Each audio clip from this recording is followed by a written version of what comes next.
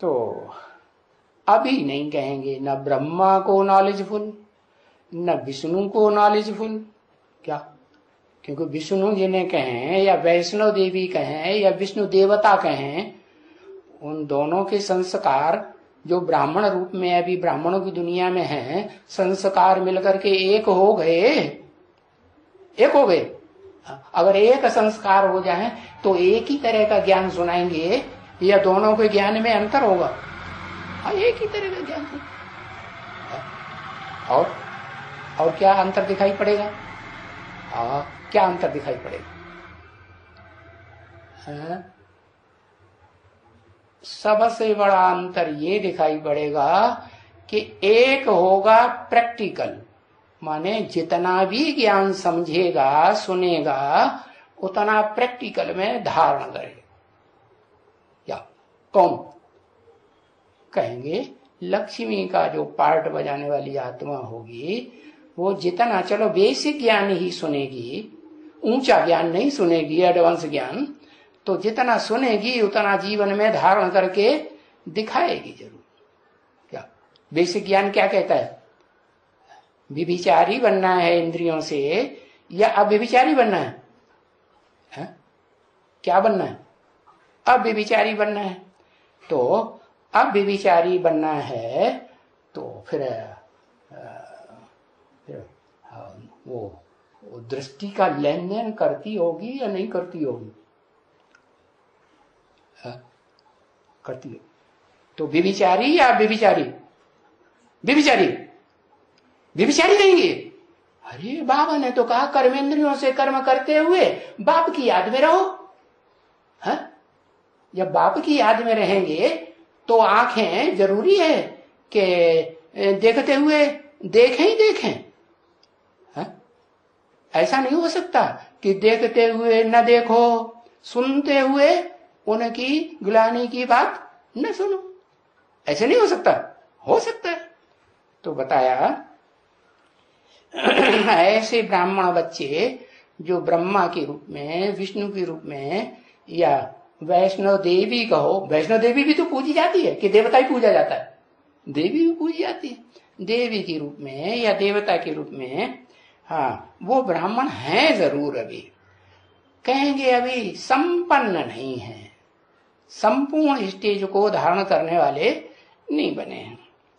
तो अभी नहीं कहेंगे न ब्रह्मा को नॉलेजफुल, न विष्णु को न नॉलेजफुल।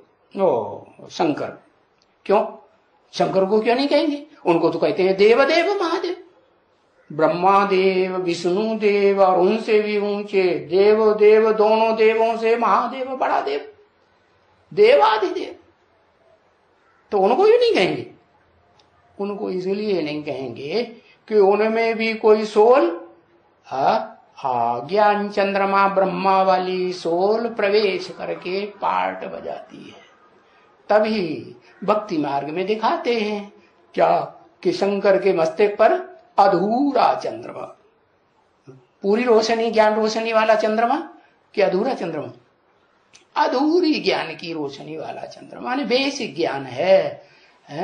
एडवांस ज्ञान सुनने के लिए सर के ऊपर चढ़ के बैठती तो है, लेकिन विश्वास नहीं होता। सर के ऊपर चढ़ के बैठती है कि नहीं? हाँ, जैसे वो महाकाली होती है ना, क्या करती है? शंकर जी के छाती के ऊपर पांव रख के चढ़ के बैठ जाती। हाँ, तो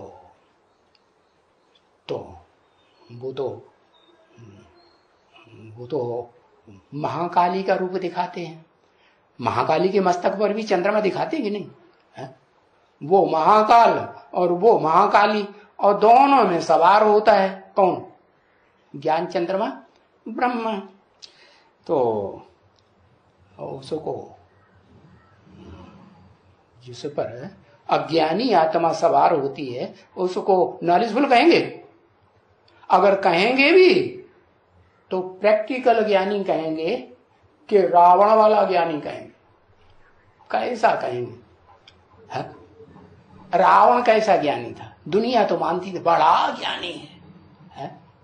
हाँ, कहते हैं राम जी ने जब समुद्र पार करने के लिए हवन रचा तो उस हवन रचने के लिए विभीषण ने बताया वो रावण बड़ा ज्ञानी है, उसको बुलाना चाहिए होत्रा बनाने के लिए, हाँ यजमान बना के बुलाओ।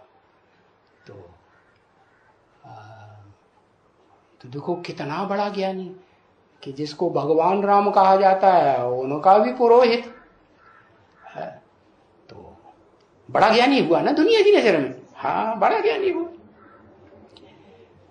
तो वो शंकर को क्या कहेंगे? अभी रावण जैसा ज्ञानी है या अज्ञानी? नॉलेजफुल है, नॉलेजफुल या नॉलेजहीन? अज्ञानी क्या कहेंगे? पता ही नहीं चलता क्या बोल रहे हैं, हाथ पांव बांध के बैठ गए, हम कुछ नहीं बता पाएंगे। शंकर को नॉलेजफुल, अरे कोई भी नहीं कहेंगे, न ब्रह्मा को, न विष्णु को, न शंकर को। भले कोई कहते हो कि इनका ये पार्ट है, आगे चल के प्रत्यक्ष हो जाएगा, लेकिन अभी तो किसी को नॉलेजफुल नहीं कह सकते। हाँ, सिर्फ एक बाप को ही कहेंगे नॉलेज, क्या? जो बैठ करके तुम बच्चों को रोज रोज सुबह को, शाम को भी नहीं, शाम को नहीं,